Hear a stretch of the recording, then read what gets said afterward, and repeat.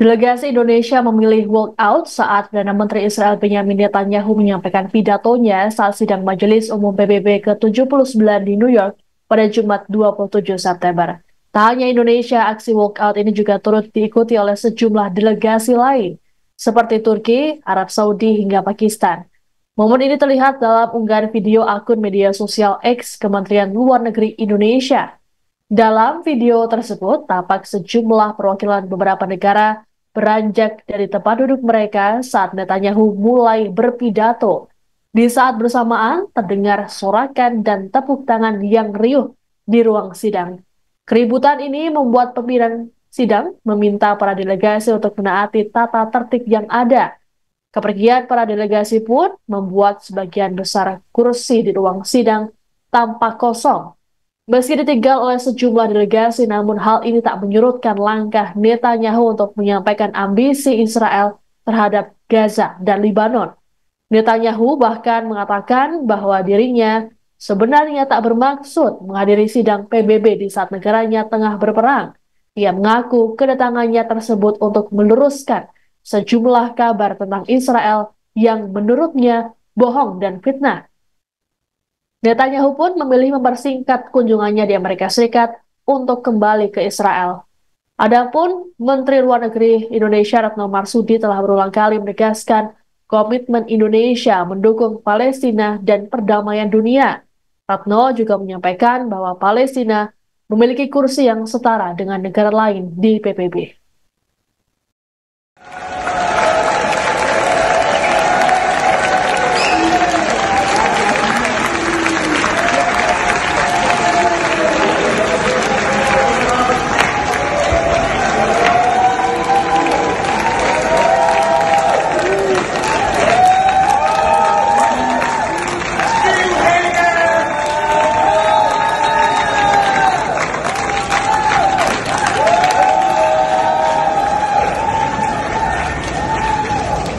Assembly will hear an address by His Excellency Benjamin Netanyahu, Prime Minister of the State of Israel.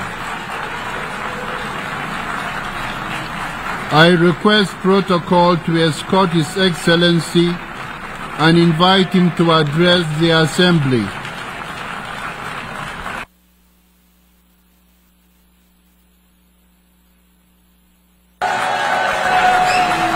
Order, please. Ladies and gentlemen, order.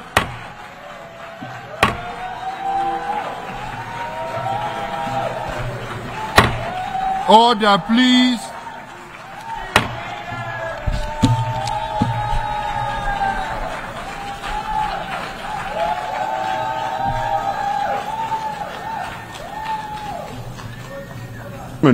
Whether we bequeath to future generations a blessing or a curse.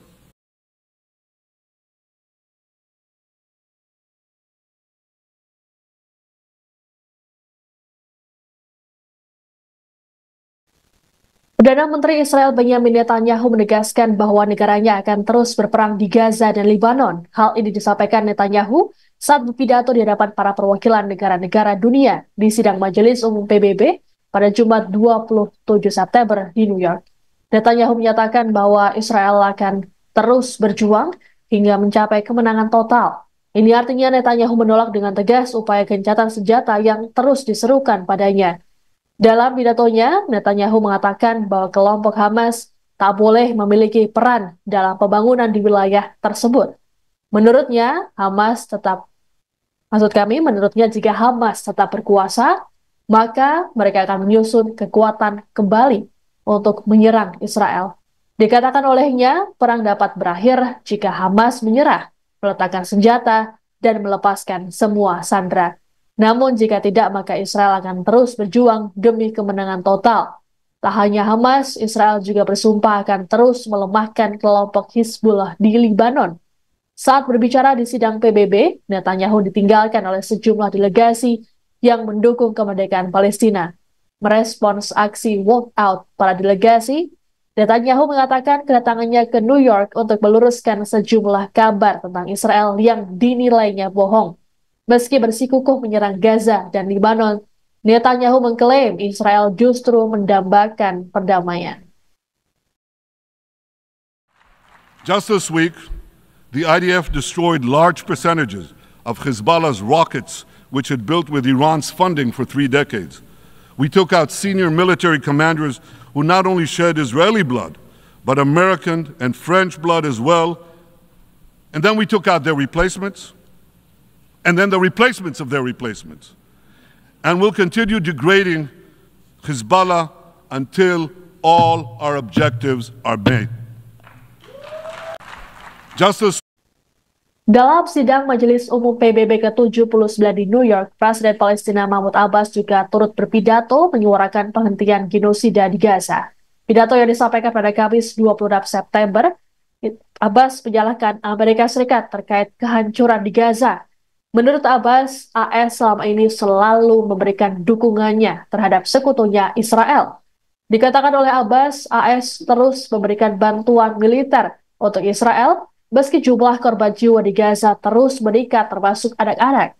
Selain itu, AS berulang kali membiarkan serangan Israel dengan cara menjegal resolusi di Dewan Keamanan PBB menggunakan veto. Dalam pidato tersebut, Abbas menyerukan penghentian pengiriman senjata untuk Israel. Abbas juga turut mengundang negara-negara dunia untuk datang langsung ke jalur Gaza untuk melihat tragedi di sana. Ia mengatakan bahwa dirinya akan memimpin delegasi Palestina berkunjung ke jalur Gaza untuk merasakan penderitaan rakyat secara langsung di medan perang. Adapun rencana ini sebenarnya sudah dibuat Abbas beberapa minggu lalu. Abbas lantas meminta PBB untuk mendukung keputusannya dengan mengeluarkan resolusi agar langkahnya tak dihalangi. We regret that the U.S. administration,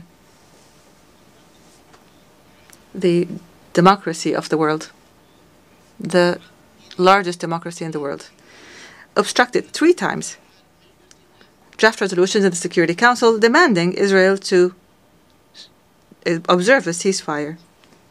The U.S. alone stood and said, no, the fighting is going to continue. It did this by using the veto. And added to that, it furnished Israel with the deadly weapons that it used to kill thousands of innocent civilians, children and women. And this further encouraged Israel to continue its aggression.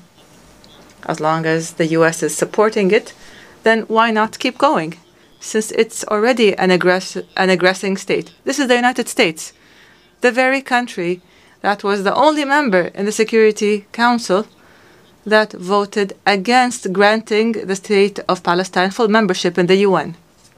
We don't deserve membership in the eyes of America, so they use the veto against it. I don't understand how the United States could insist on opposing our people, insist on depriving us of our legitimate rights to freedom and independence, as is the right of the rest of the countries, 194 countries, and we are no less than them. Demikian informasi dalam Final News kali ini. Saya Siska Bawaski pamit, sampai jumpa. Download Tribun X sekarang, menghadirkan lokal menjadi Indonesia.